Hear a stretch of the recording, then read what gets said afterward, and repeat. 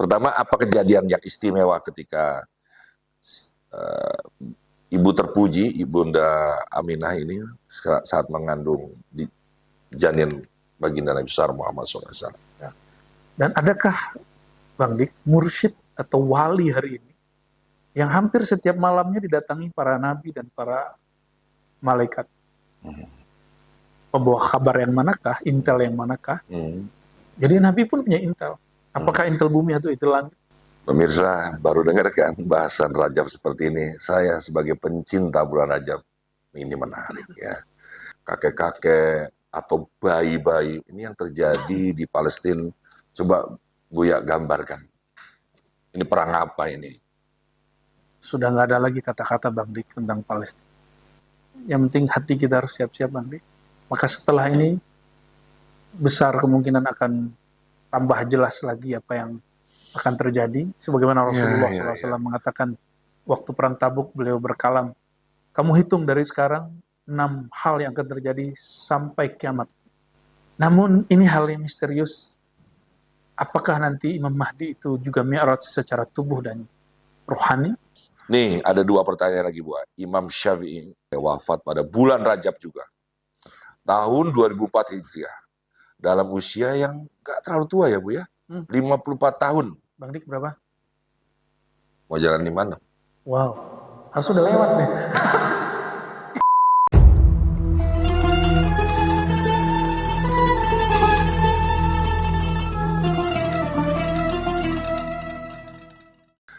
Rumi Cafe, kita podcast lagi nih. Kangen kalau saya ketemu guru saya nih. Sumringah terus wajah saya.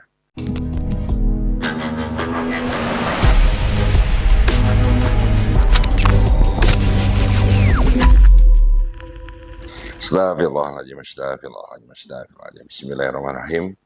Assalamualaikum warahmatullahi wabarakatuh. Waalaikumsalam warahmatullahi wabarakatuh. Segala puji bagi Allah Tuhan semesta alam. Beliaulah yang menciptakan pergantian tahun ini. Tahu-tahu sudah tahun 2024. Tahu-tahu sudah besar.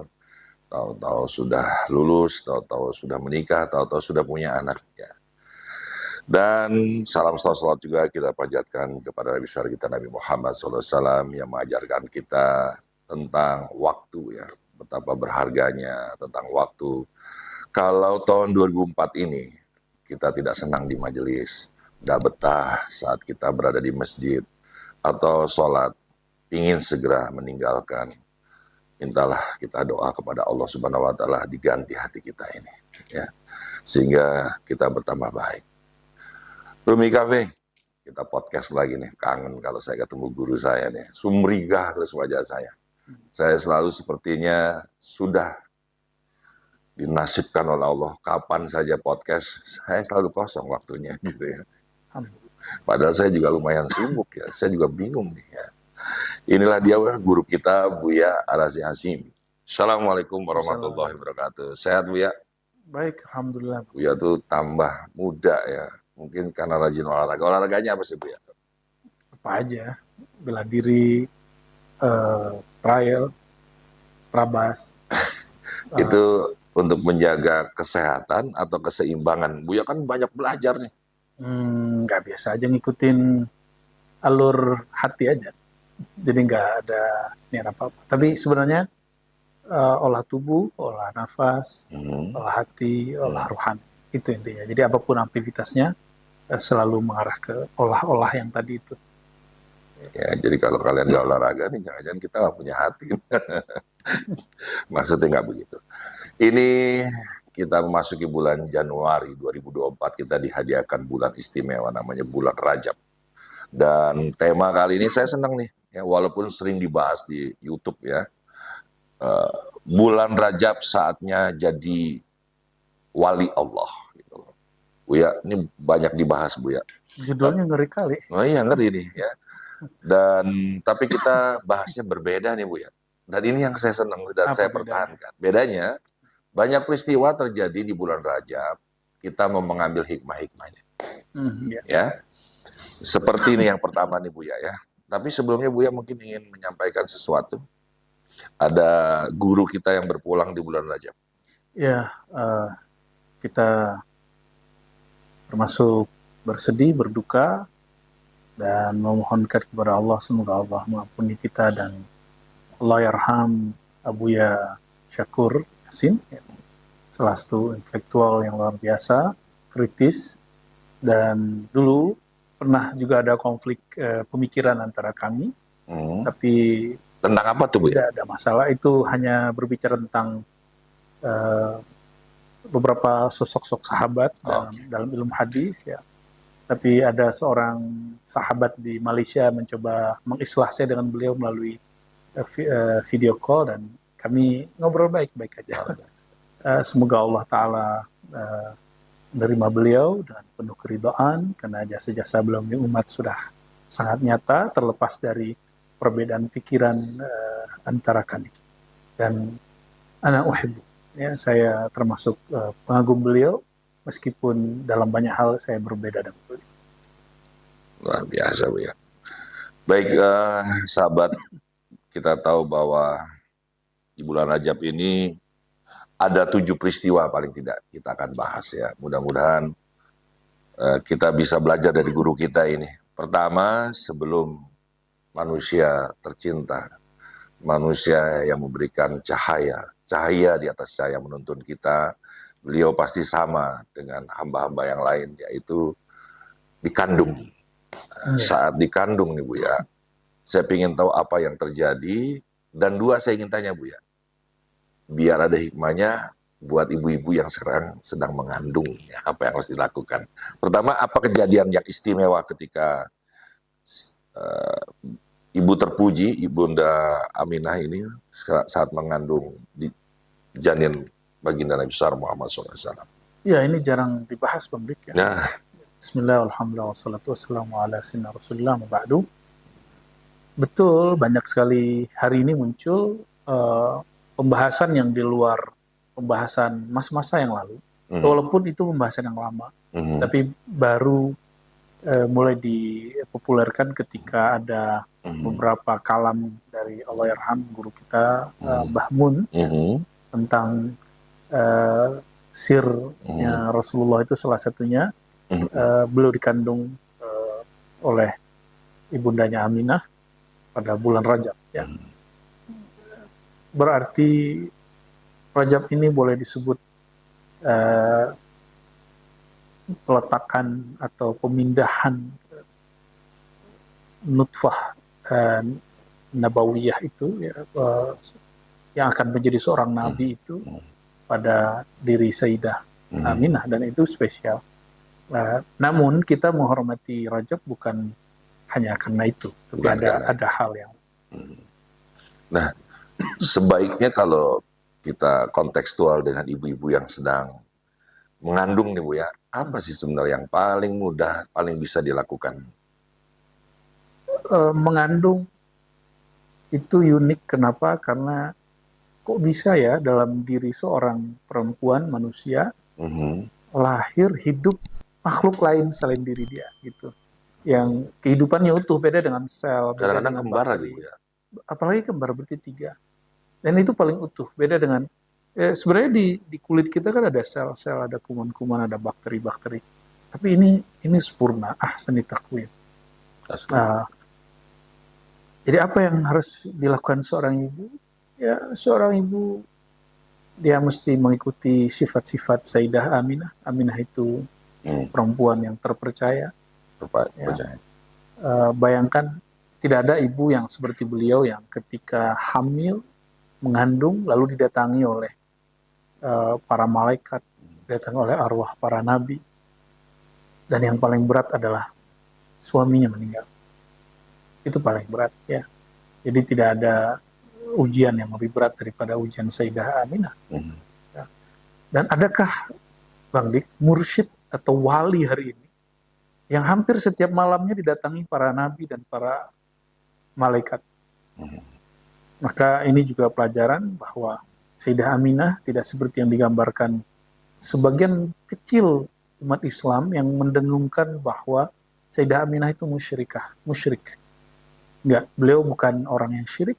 Beliau ahli tauhid, bahkan makom kewaliannya di atas kita-kita semua. Ya.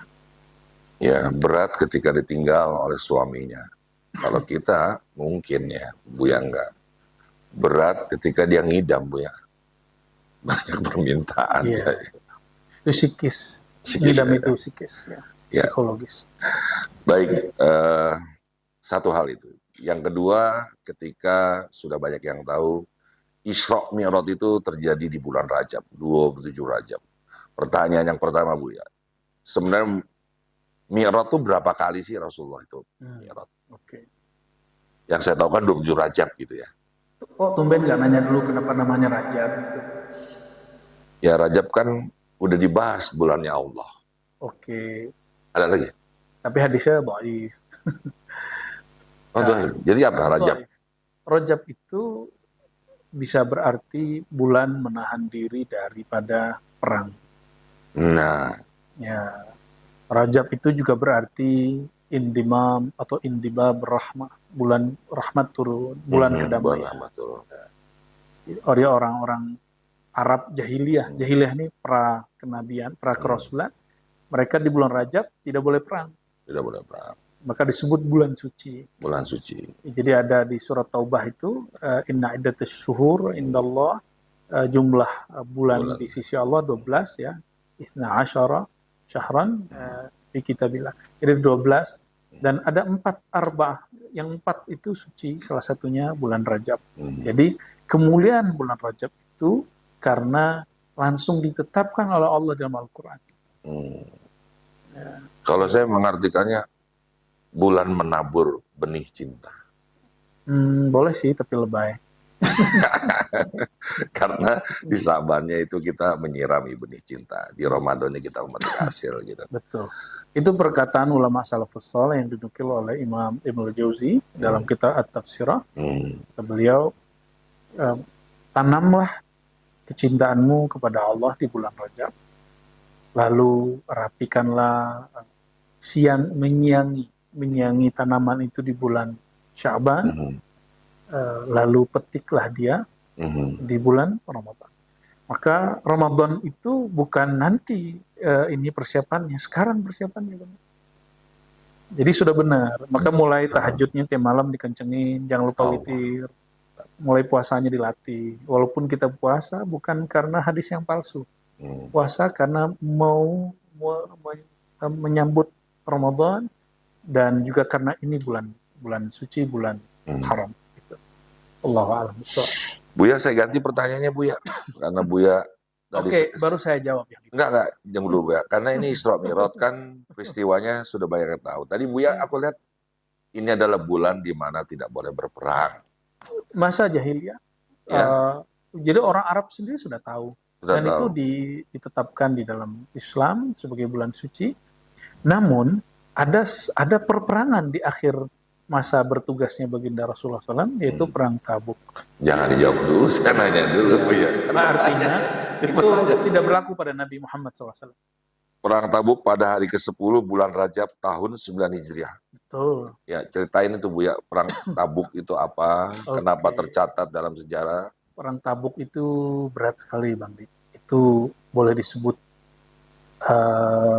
akbarul qital atau akbarul ghazwah, ghazahan Nabi SAW.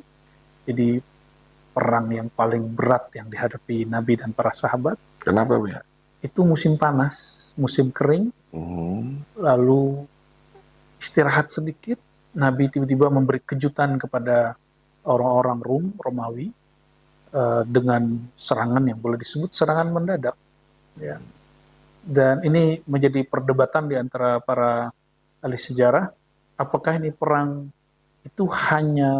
Nabi itu hanya membalas serangan seperti yang difahami oleh orang-orang yang takut membaca sejarah Islam. Bagi mereka, Islam itu tidak pernah menyerang.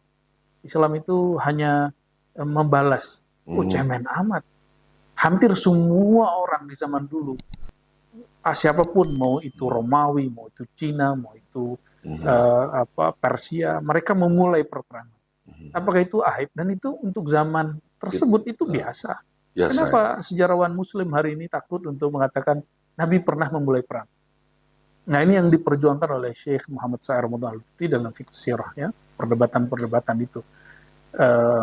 Lalu untuk apa perang itu? Ini yang dijawab oleh beliau.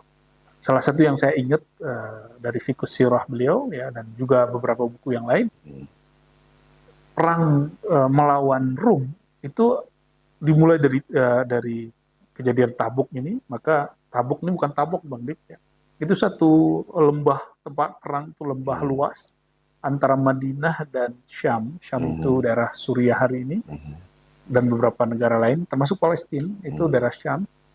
Sekitar Bang Dik, 700 kilo barangkali. 700 kilo ya. Berarti Dari Jakarta. kota Madinah. Oke. Jauh apa dekat? Jadi Jauh. sekarang kita mungkin Jakarta sampai Surabaya. ke Pati barangkali. Bupati ya. Pati barangkali ya, Pati Tuban lah ya.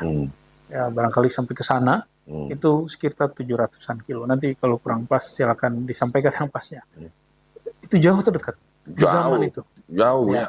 Gak ada kendaraan kecuali onta. Ya. Ternyata Nabi sebelumnya pernah mengirim orang yang membawa message, pesan ke Bahrain, ke Persia, termasuk ke Rum. Dan salah satu dari orang yang beliau kirim itu dibunuh di salah satu tempat itu. Dan beliau mendapatkan kabar, saya belum memastikan dari pembawa kabar yang manakah, intel yang manakah. Jadi Nabi pun punya intel. Apakah intel bumi atau intel langit? Nanti kita bisa pelajari lebih jauh. Dan beliau memutuskan kita harus segera menghadapi Rum. Rum itu Romawi Timur yang bukan Roma, bukan Itali. Tapi Rum itu termasuk salah satunya adalah bangsa atau apa? Itu imperium. Nah, yang dulu ada pemimpinnya, kaisarnya disebut Heraklius, yang tadinya tertarik masuk Islam, cuma karena takut ditinggal oleh pengikutnya, sebagaimana disebutkan dalam Sahih Bukhari, lalu dia kemudian berbalik ingin menyerang. Nah, karena Nabi SAW mendapat kabar bahwa mereka akan bersiap menyerang, maka beliau memberikan kejut, mempersiapkan perang yang sangat luar biasa, berat sekali, dan itu pun beliau mengalami penderitaan yang luar biasa. Banyak munafik yang membocorkan rahasia, tapi tidak sampai karena pergerakan Nabi di luar perkiraan musuh. Ketika Nabi pulang, Bang Dik, Nabi pulang, itu munafik yang sekitar 300-an juga di Madinah. Sebagian mereka yang ekstrim mencoba untuk membunuh baginda Nabi Muhammad SAW. Ya. Di saat itu juga Nabi SAW mengangkat Sayyidina Ali, bahwa engkau ala tarda, engkau tidak ridha. Dan itu Sahih Bukhari, ada di posisi di makom Nabi Harun, sedangkan aku adalah Musanya. Ya. Maksudnya apa gitu? Ketika Nabi Allah Musa bertugas ke Gunung Sinai, Bukit Sinai, lalu yang bertugas di masyarakat siapa? Itu Nabi Harun. Ketika Nabi berjuang ke sana, maka yang jadi pemimpin di Madinah siapa? Sayyidina Ali. Gitu. Jadi banyak kejadian. Jadi saya kalau dibuat tuh 3 aja, Bang Dik. 1, Nabi berperang dengan memulai perperangan karena sebagai bentuk preventif agar tidak tumbuh besar perlawanan atau penyerangan orang-orang kafir. Jadi kalau kita nggak mulai, mereka yang mulai. Itu penjelasan Syekh Muhammad Said Ramadan Al-Buti. Kalau kita tidak memulai, mereka yang mulai. Kayaknya sekarang diadaptasi tuh Bu ya, kalau kita lagi berperang, dalam hutan, kalau kita tidak bunuh, kita yang dibunuh. Ya, kira-kira begitu. Jadi ini tidak seperti yang dibayangkan oleh orientalis yang kiri, ya, yang ekstrim. Jadi orientalis ini juga sudah banyak pola-polanya, ada yang positif, ada yang negatif. Dan yang kedua, ini perang terberat, jaraknya jauh, perjuangan yang sangat panas. Para sahabat sampai-sampai kemudian mereka hampir-hampir saja kehabisan tenaga. Dan yang ketiga, Nabi membuat manajemen kalau boleh disebut pengurusan manajemen negara lah. Jadi tidak boleh ada kekosongan pemerintahan di tempat kita tinggal. Ketika berjuang ke sana harus ada yang tanggung jawab di sini. Dan yang terakhir, ini yang paling penting. Beliau di hadis-hadis Sahih Bukhari menyebutkan tentang orang-orang munafik itu bahwa mereka akan selama-lamanya munafik sampai kiamat. Berarti jika para nabi ada pewarisnya ulama, orang munafik juga ada pewarisnya setiap masa.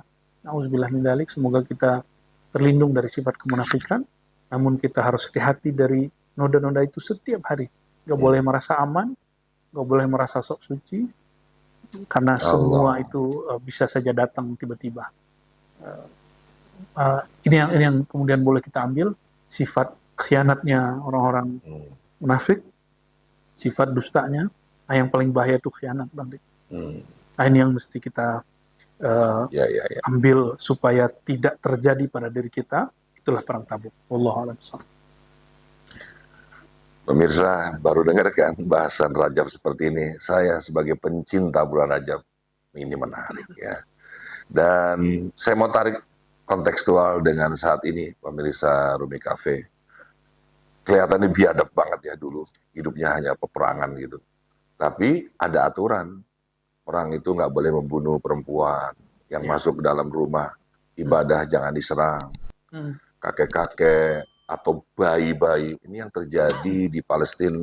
Coba Buya gambarkan, ini perang apa ini? Sudah nggak ada lagi kata-kata Bang Dik tentang Palestina. Semua kezaliman sudah ada. Saya khawatir inilah awal kezaliman dunia. Kenapa? Karena dalam hadis tentang Zuhurul Mahdi, kemunculan Imam Mahdi itu disebutkan kemunculan beliau sudah ada barangkali, tapi kemunculan beliau secara zahir itu ketika yamla'ul ardu zulman wa jawra. Bumi atau muliat al-ardu zulman wa jawra. Bumi dipenuhi dengan kezaliman-kezaliman.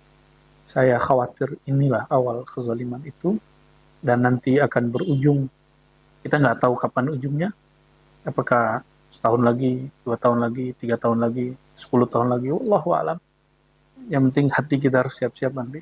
Maka setelah ini besar kemungkinan akan tambah jelas lagi apa yang akan terjadi. Sebagaimana Rasulullah SAW mengatakan waktu perang Tabuk, beliau berkalam, kamu hitung dari sekarang 6 hal yang akan terjadi sampai kiamat yang paling besar. Ya barangkali itu akan terjadi lagi. Dan puncaknya mungkin di masa-masa ini, wallahu a'lam. Ya. Ini tidak menakut-nakuti, tapi saya sedang mencoba mewaspadai kegelapan hati kita yang terlalu santai. Jangan takut gitu. Ya, maksud Allah ma'ana. Allah bersama kita. Bismillah. Yaman sudah mulai diserang. Betul. Afrika sudah menggugat dan diancam pula. Saya jujur ya, jangan dipotong bab ini ya. Saya ikut merasakan penderitaan. Bahkan saya di tingkat putus asa bagaimana bisa membela Palestina. Mohon izin nih. Ada satu yang bikin saya bangga. Ternyata kitab kita itu sahih. Benar adanya. Dia telah menulis peristiwa itu jauh sebelum kejadian. Ini yang membuat ada satu kebanggaan bahwa kita memang bertambat kepada Allah, berserah kepada Allah. Gimana kolerasinya dengan, bukan kita hanya pasrah sebenarnya Bu ya? Gimana Bu ya? Ya, yang pasti kita jangan terjebak dengan partialism, ya, kalau boleh disebut terjebak kepada pembelaan kelompok tertentu. Jelas semua Muslim wajib cinta Palestina, karena di Palestina ada saudara kita yang suci, ada tempat yang suci. Tempat yang tadi Bang ditanyakan, disitulah telapak kaki baginda Rasulullah SAW yang suci. Kemudian memulai Mi'raj ke langit. Ya. Walaupun tempat yang konflik hari ini itu bukan tempat itu satu Rafah. Sedangkan Masjid Al-Quds itu di tepi barat. Tetapi dulu kan satu kesatuan. Namun sayang pergerakan perjuangan kita, bahkan yang jauh dari sana, kita masih lebih senang emosional, bukan ruhiyah, tapi infialiyah. Bahasa Arabnya beda, Bang. Ada infiali, ada ruhi. Infiali itu emosi, kebencian, kemarahan. Kalau ruhi tidak. Ruh itu nggak ada marah. Ruh itu yang ada adalah eh, mulai dari bab taubat, sabar, syukur, sampai Wow. sungguh-sungguh. Dari sungguh-sungguh turunlah satu sifat namanya jihad. Ada jihad. Maka jihad kita bukan dari kemarahan. Ya, Jihad paham. kita muncul dari kecintaan, justru dari cinta itu. Karena mempertahankan cinta itu kita berjihad, bukan karena kebencian kepada Luar siapapun. biasa, luar biasa. Ya. Salah satu mimpi saya adalah berjuang, berjihad di medan juang. Tapi pada saat yang tepat, di tempat yang tepat. Jangan sampai lebih awal dari saatnya atau telat dari waktunya. Itu permintaan saya, semoga Allah ijabah. Dan itu bukan negeri ini, Pak. Negeri ini lebih pada jihad fikri ya, jihad ruhiyah, jihad intelektual, jihad rohani. Karena orang kita, alhamdulillah ini nikmat sekali jadi orang Indonesia, Nusantara. Orang-orang kita sangat gampang tersentuh. Buktinya setiap kali ada konflik di Palestina, saya termasuk dulu ikut berpartisipasi dalam satu lembaga filantropi, ikut mengkolek. Sampai sekarang kita sangat senang. Namun perjuangan itu tidak hanya koleksi dana, tapi ada perjuangan lain. Dan kita harus menyiapkan rohani, sembari ada orang yang sedang berjuang. Ya. Berita-berita hari ini, teman-teman, ini zaman yang hak dianggap salah, Membolak-balikan fakta. yang salah dianggap benar. Ya, ini boleh disebut zaman memuncak. Puncaknya bukan sekarang, Bang. Bahwa yang benar dianggap salah, yang salah dianggap benar, berita hoax dipercaya, berita yang benar dianggap hoax. Itu tertulis dalam hadis Ibnu Majah, yusaddaq fihal kadhib wa yukadzdzab fihal shadiq. Zaman yang ketika yang benar beritanya dianggap salah, yang salah dianggap benar. Dan yang nanti yang paling menderita orang Islam. Yang paling menderita kita. Dan musuhnya kita-kita juga. Kita juga. Masa dalam bal haba begini kita saling hujat-menghujat, kan? Lucu. Itu lucu sekali. Ya, wallahu a'lam bishawab. Ya. Menarik. Pemirsa podcast Rumi Cafe. Tadi Buya mengatakan, janganlah engkau berperang karena kebencian, kemarahan, dendam, melahirkan amarah. Sehingga kita nggak bisa berpikir gitu. Ya. Lalu Buya mengasih solusi, mengadulah kepada Allah. Lalu ada sudut ruang ibadah, sampai ada panggilan jihad dari yang maha melindungi itu ya. Jadi kita berjalan. Salaman dulu ya. Allahumma sholli ala Muhammad. Saya jadi belajar nih ya. Itu bisa diterjemahkan dalam pekerjaan, rumah tangga kita, urusan dagang dan bisnisnya. Allah nggak tidur. Ya. Sekarang kita udah boleh masuk Isra Mi'raj. Ya. Nah, tapi kita nggak mau bahas yang udah gitu loh. Adakah rahasia setelah Buya melihat tayangan-tayangan atau yang sudah Buya bahas, sudah Buya bicarakan, ternyata ada hal yang belum dibahas nih. Pertama tadi, berapa kalikah sebenarnya Rasulullah itu Mi'raj? Dengan tubuhkah, dengan ruhkah, atau tubuh dan ruh ikut berangkat? Pertanyaannya sekarung. Oke, satu dulu, berapa kali gitu ya? Berapa kali? Secara riwayat hadis, Imam Al-Hafiz Ibnu Hajar dalam Fathul Bari menyebutkan 5. 5. Tapi ini versi riwayat ahli hadis, dan ahli hadis itu sebagaimana disebutkan oleh para ahli ilmu hadis ya, seperti Mahmud Tohan yang mengikuti Imam Nawawi, Ibnu Salah, bahwa ilmu hadis itu epistemologinya muncul dari empirik. Apa yang didengar, apa yang dilihat oleh informan yang bernama sahabat, sampaikan ke muridnya sampai hari ini. Tapi secara rohani, Nabi Mi'raj kapanpun, dimanapun, beliau di-mi'rajkan Allah SWT, sesukanya Allah, semaunya Allah. Ya, makanya kita sering mendapatkan hadis di Sahih Bukhari, Sahih Muslim, semuanya pakai hadis, Bang Di. Dan ini yang kemudian terlewatkan dalam kajian-kajian empirik. Empirik ini lebih kepada fisik, material. Fisik ini tidak boleh menyentuh wilayah yang batiniah memang. Nah, secara rohani, jangankan Nabi SAW dalam tabaqat para aulia, Sidi Abu Yazid Al-Bustami yang menjadi poros banyak tarekat di muka bumi, tarekat sufi yang mu'tabarah, beliau mengatakan, aku bermi'raj setiap hari, setiap saat 70 kali, rohani saja. Setiap hari. Rohani. Ya. Kalau Nabi tentu lebih sering lagi, tapi Nabi kapanpun mau, ya, karena beliaulah sang sosok mulia yang duduk di mahligai paling tinggi di atas arsy itu. Ya. Lalu, apakah itu secara ruh dan jasad? Ini sebenarnya pembahasan lama sekali, sudah dibahas banyak oleh semua ulama, baik ulama hadis, tapi yang paling faham bab ini adalah ulama kalam, ahli akidah, dan ulama tasawuf. Ulama kalam lebih kepada argumentasi rasional, ulama tasawuf argumentasi spiritual, dan ini lebih kuat. Bahwa beliau bermi'raj secara tubuh dan jasad sekitar sekali. Ya. Adapun secara rohani berkali-kali. Ya, nanti silakan dilihat semua riwayat bahwa Nabi mengatakan ra'aitu an-nar, ra'aitul jannah, aku melihat surga, aku melihat neraka, gitu. Jadi kalau ketemu nanti riwayat begitu, Bang Dik, atau beliau menceritakan ahwal surga neraka, itu berarti beliau rohaninya baru naik terus turun beri kabar.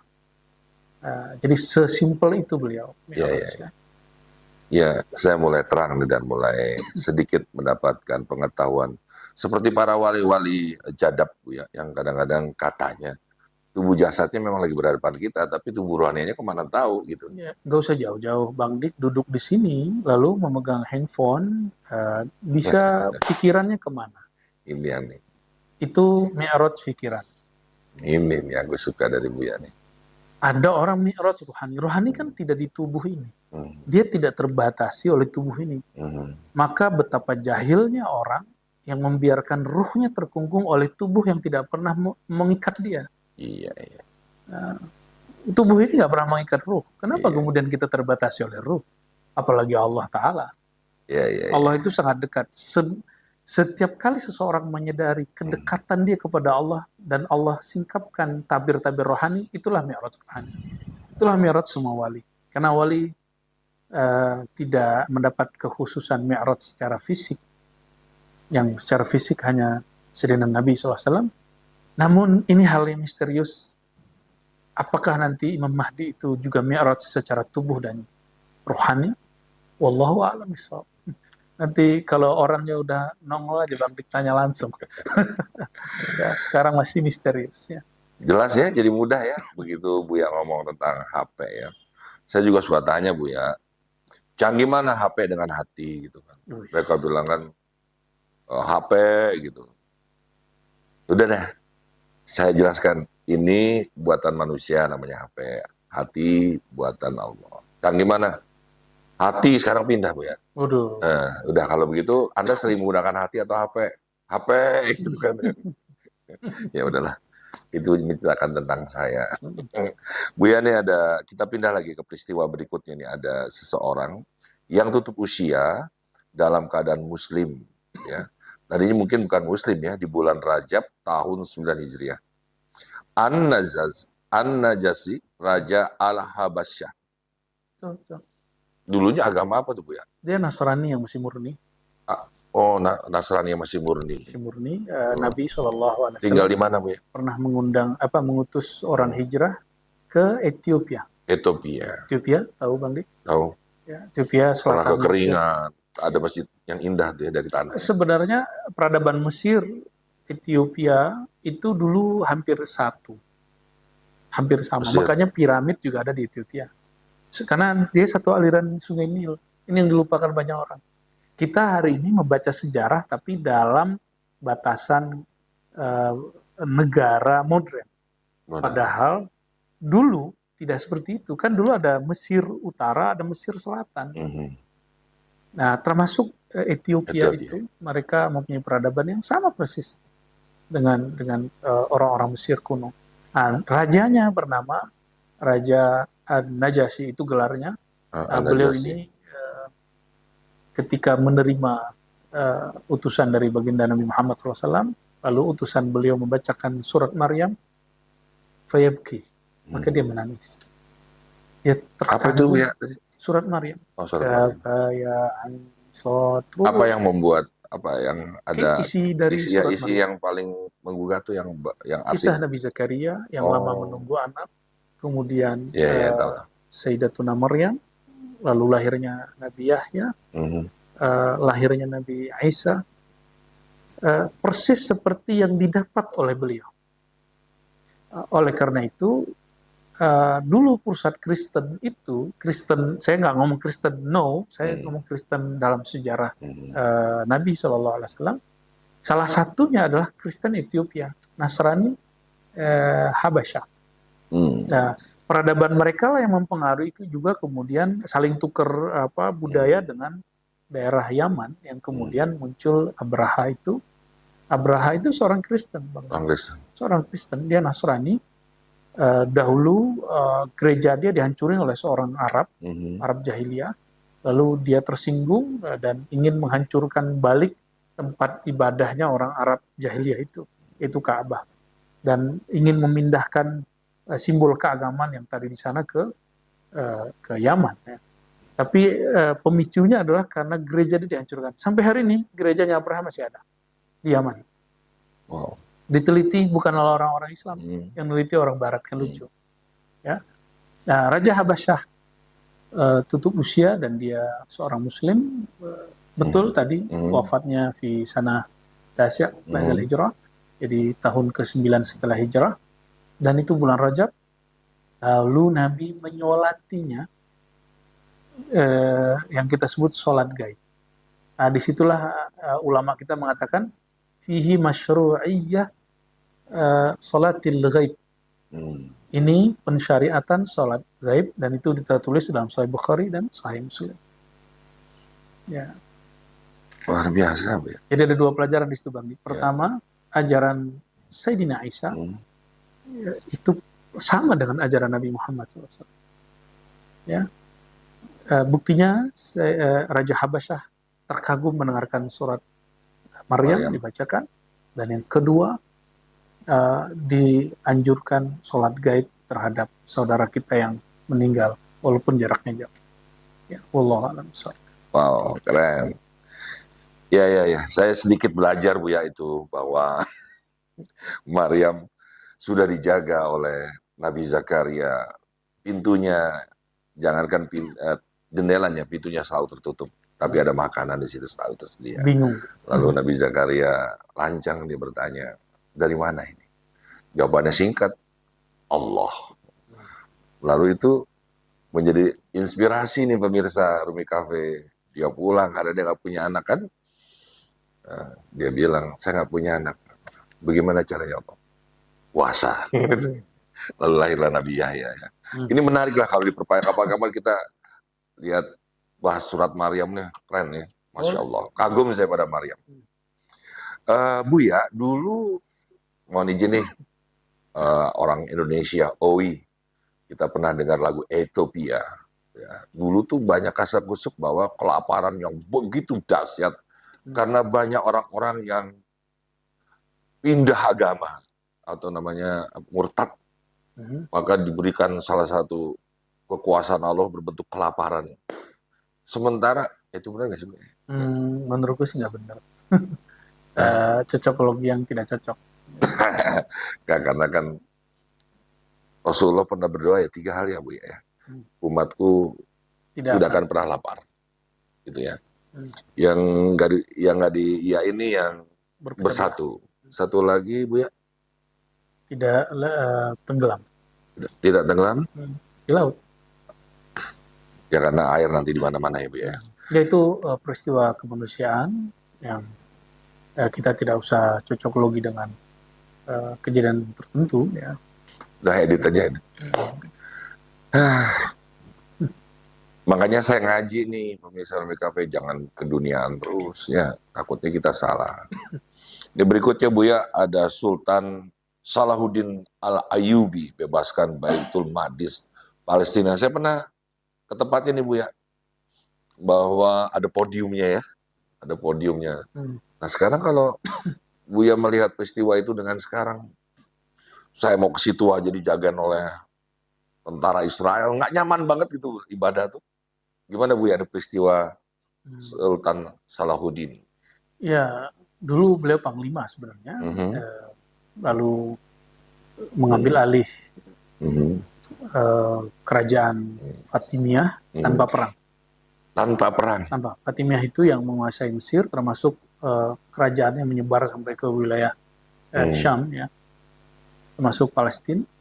Dan Salahuddin Al-Ayyubi waktu itu panglima tertinggi. Yang jarang diceritakan orang apa Bang? Salahuddin murid daripada Syekh Abdul Qadir Jilani, Imam Sufi. Murid langsung, lalu untuk mentoringnya beliau kepada murid malamatiyahnya Syekh Abdul Qadir yang bernama Qudayb Alban. Berarti Buya kalau gurunya pencinta itu perangnya juga dengan Karena senjata kecintaan. Walaupun ada konflik internal beliau dengan beberapa penguasa daerah, tapi semuanya dalam rangka menyelamatkan Al-Quds. Dan itu satu-satunya dalam sejarah Islam yang betul-betul di luar masa Rasulullah, masa sahabat, perang melawan salib, menyelamatkan Al-Quds, dan orang Islam menang. Bayangkan Bang Dik, yang bimbing siapa? Syekh Abdul Qadir Jilani dengan mentornya adalah Qudayb Alban. Mereka wali-wali Allah dan mereka sufi, bermazhab fiqih Syafi'i dan Hanbali, bertarikat, berakidah Ahlussunnah, dan ini yang kemudian tidak diceritakan banyak orang yang mencita-citakan generasi masa depan membangun khilafah. Gimana Anda membangun khilafah? Mau khilafah apa? Spiritualnya nggak ada. Khilafah itu tidak dibangun hanya dengan sholat sunat yang banyak, puasa yang banyak. Itu riadoh ibadaniyah, riadoh lebih kepada ibadah. Ada latihan tahzib ruhiyah, memantapkan ruh, kajian kerohanian, membakar ego, dan itu berhasil dilakukan Syekh Abdul Qadir Jilani terhadap muridnya Sultan Salahuddin Al-Ayyubi dengan tangan Qudayb Alban. Jadi nggak dengan cara-cara akal-akalan kita. Jadi generasi Al-Fatih yang juga lagi diceritakan orang bukan dengan akal-akalan kita, tapi dengan ruh. Semuanya dengan ruh. Nah, Salahuddin Al-Ayyubi juga sama, berhasil pada bulan-bulan ini, bulan-bulan Rajab. Bulan Rajab. Itu tahunnya tahun berapa itu ya? 580-an ya. Itu 87 atau 88. Nanti silakan cek ya Bang Dik. Ya, tapi seingatku 580. Nanti ditambahin aja di yang tahunnya ya. Tapi saya dapat hikmah tuh dari guru kita ini. Seperti saya berguru dengan beliau, kan saya juga melihat kelembutan. Dia ini pesilat loh. Gagah. Silat juga. Seperti Rasulullah itu jenderal, pejuang, ya, gagah. Tapi kan kita tidak mengenal dia karena kegagahannya, tapi karena kelembutan hatinya. Nah, Buya tuh juga saya melihat begitu. Amin. Artinya bahwa apa hikmahnya? Teman-teman, ayo kita ngaji, cari guru yang lembut, yang ilmunya ilmu cinta. Kalau ilmunya turun ke jalan terus ya udah walau bisa. Maksudnya siapa tuh Bang? Banyak debu-debu kepentingan Bu ya di jalan itu. Aku nggak mau ikut serta Bang. Iya udah biar saya Bu ya. Kabur. Nih ada 2 pertanyaan lagi Bu. Imam Syafi'i ini luar biasa ya, wafat pada bulan Rajab juga. Tahun 2004 Hijriah. Dalam usia yang gak terlalu tua ya Bu ya. 54 tahun. Bang Dik berapa? Mau jalan di mana? Wow. Harus udah lewat nih.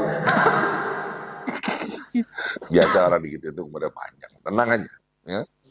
Dan dimakamkan di Mesir Bu ya. Jadi ternyata orang yang panjang usia itu panjang kebaikan dan kebajikannya sampai dikenang sekarang. Iya, alhamdulillah akhir tahun kemarin kami dan beberapa ikhwah ribat kita diizinkan Allah juga mengunjungi makam beliau yang baru direnovasi. Jadi antum kalau di Mesir ya? Iya, di Mesir. Kalau datang ke sana sekarang sudah rapi, sudah bagus, nggak seperti tahun-tahun sebelumnya. Jadi mirip-mirip seperti di Uzbek yang sangat rapi sekali. Betul Imam Syafi'i, bayangkan Bang Dik, hanya 4 tahun di Mesir, tapi komplek kuburan itu satu kampung kuburan semua. Satu kampung kuburan semua. Terus? Mungkin satu kecamatan atau lebih barangkali, kuburan semua. Dan di situ ada kuburan Imam Zunnun al-Misri, Rabi'ah al-Adawiyah, ada Sayyidina Uqbah, sahabat Nabi, ada Amr bin As. Tapi yang disebut kampung kuburan Imam Syafi'i. Padahal ada kampung-kampung ada kuburan yang lain. Ya. Aduh, ya Allah. Itu luar biasa sekali. Begitu besar pengaruh beliau. Dan yang pasti lagi beliau itu umur 50 atau 49 hijrah ke sana. Dalam 4 tahun beliau merevisi beberapa ajaran beliau dalam fikih, dalam ilmu legal, ilmu fatwa, ilmu fikih, dan itu memberikan pelajaran besar buat kita. Selevel Imam Syafi'i, itu jiwanya terbuka, pikirannya sangat terbuka, open mind. Beliau menerima perubahan karena beliau seorang pembelajar sejati. Nggak seperti kita hari ini. Kenapa kita nggak maju-maju? Karena kita monoton dengan, mohon maaf, satu toriko. Nganggap satu toriko satu aja terus. Ya nggak apa-apa sih kalau emang begitu, tapi kita nggak akan maju. Kita monoton, fanatik dengan satu mazhab, satu manhaj, satu bacaan, satu guru. Kita terlalu fanatis.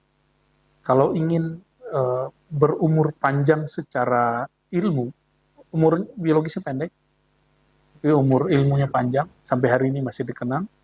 Orang lebih kenal Imam Syafi'i daripada Muhammad Al-Fatih. Ya?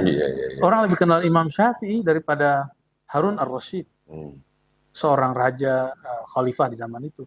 Orang lebih kenal Imam Syafi'i daripada Hulagukan, siapa lagi, Timur Leng, ya, Abdul Hamid II Turki. Enggak. Orang lebih kenal Imam Syafi'i. Bukan politisi. Maka karena ini zaman politik, gak usah terlalu serius-serius amat sih. Politisi ini cuma 5 tahun. Masa kemudian kita mempertaruhkan agama untuk urusan ini, seperti yang terjadi tahun-tahun sebelumnya. Ya, kita doakan saja semoga proses ini terjadi dengan baik. Ya, karena yang bakal dikenang nanti bukan mereka. Yang dikenang nanti adalah orang-orang yang berhasil membangun peradaban rohani seperti Imam Syafi'i. Ya. Apa lagi ya? Ya. Luar biasa ya teman-teman ya, kita membahas bulan Rajab dari sudut yang lain nih. Tahu Buya, waktu Buya ngejelasin, malah saya kebayang ini Buya. Negara Islam tuh mulai dihancurkan, mulai dari Afghanistan, Mesir, Syria, ya masih banyak lagi. Dan barusan terlintas gitu Bu ya, aduh, Yaman, Hadramaut, Arhim. Ini apa sengaja bagaimana mulai dari penghancuran? Sebelum kita ke babak terakhir nih Bu ya, pertanyaan terakhir. Bu ya melihat apa Bu? Di situ kan wali. Nih Bu ya, wali kalau berdoa ya nggak mungkin nggak dijawab.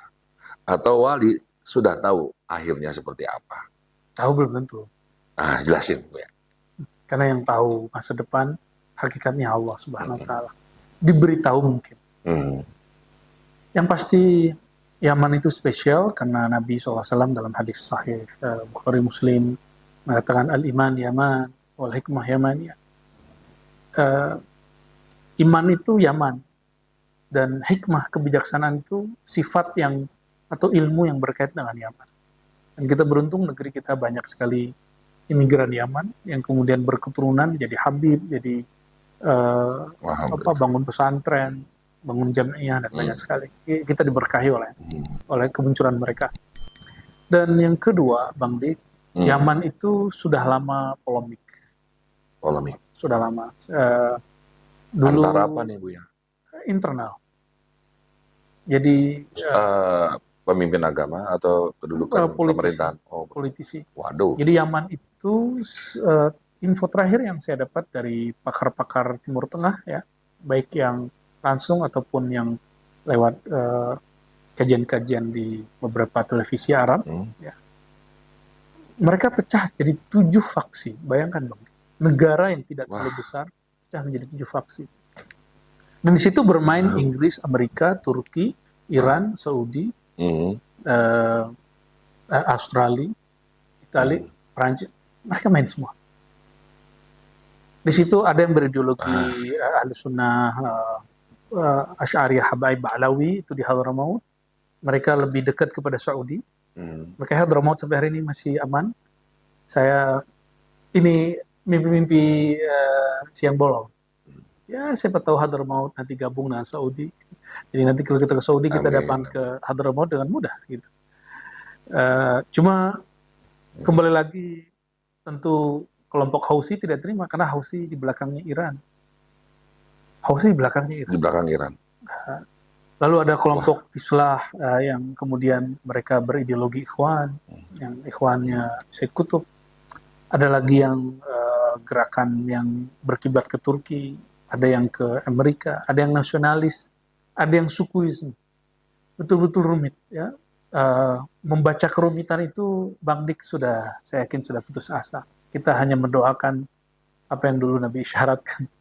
Ya, jadi saya tidak terlalu banyak komentar tentang Yaman.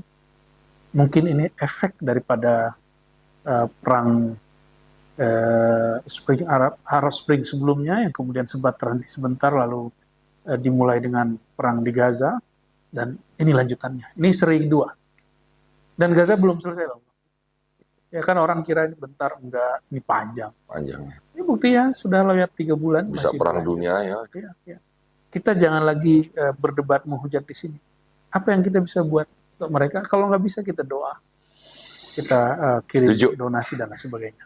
Ya. Setuju Bu ya. Jangan menghujat, apalagi beda pandangan dengan Buya. Oh itu nggak ada apa-apa. Malah kita tuh nggak dewasa. Memang tubuh jasad Anda dewasa, tapi tubuh rohanianya masih anak-anak.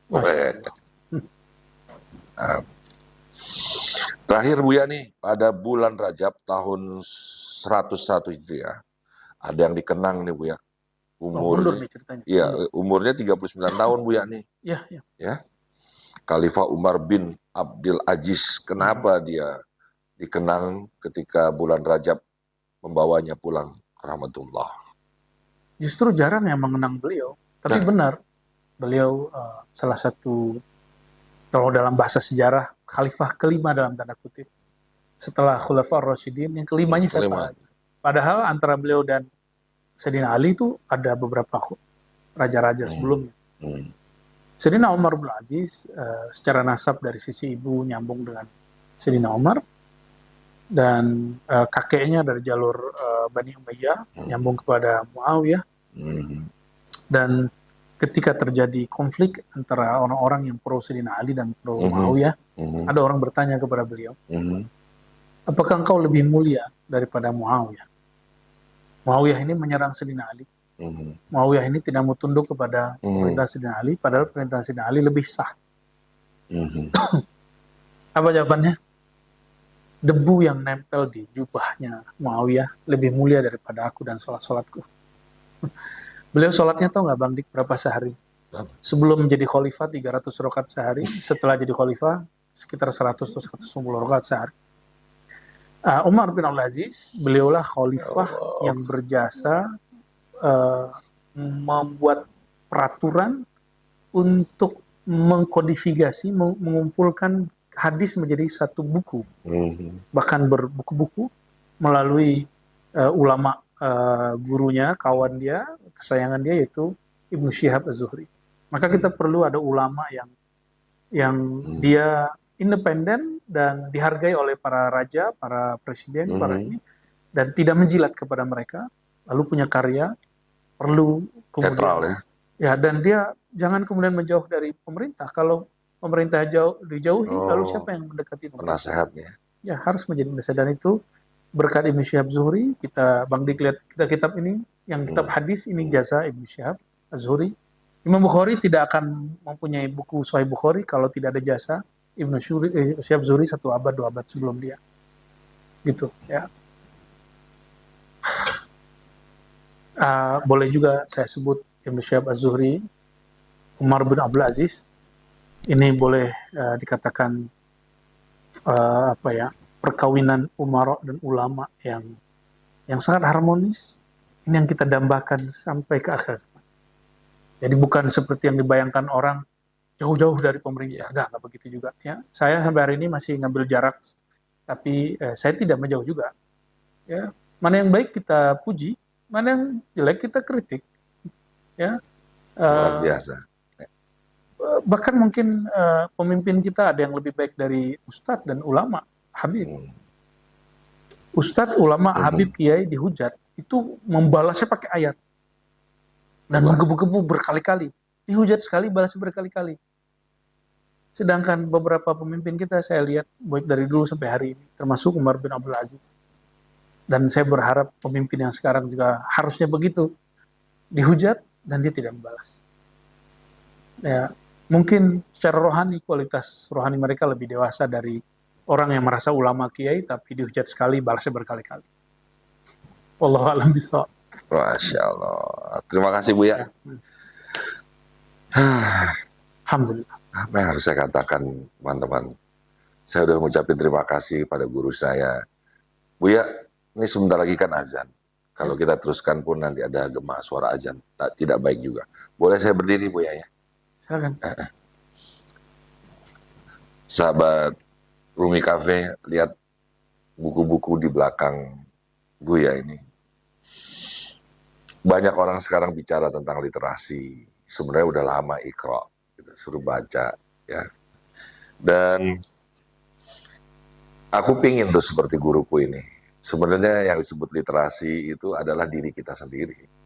Jadi kalau Buya berjalan, nggak usah megang kitab, dia adalah kitab yang berjalan. Tanya tentang apa aja, tahu. Amin. Ya, jadi marilah di dalam bulan Rajab ini berhenti membenci, berhenti menyerang, berhenti membuat gaduh, apalagi berperang. Ya, jaga hati kita, jaga pikiran kita, jaga semuanya harus kita jaga. Karena jangan-jangan kau adalah kekasih yang terpilih di bulan Rajab ini. Ya. Adalah yang tidak gugur ketika ujiannya adalah penderitaan, kehinaan, dan terluka martabat serta keluarga kamu. Bertahanlah. Buya, terima kasih banyak. Sama-sama. Tadi Buya sebelum kita podcast, Buya belajar dulu mengambil buku-buku dari sini untuk mengingatkan lagi. Berarti guruku ini tidak asal. Terima kasih pemirsa Rumi Cafe. Saya mohon pamit. Kita ketemu lagi dalam tema yang berbeda. Saling memaafkan dan saling mendoakan. Wabillahi taufik. Assalamualaikum warahmatullahi wabarakatuh. Waalaikumsalam warahmatullahi wabarakatuh.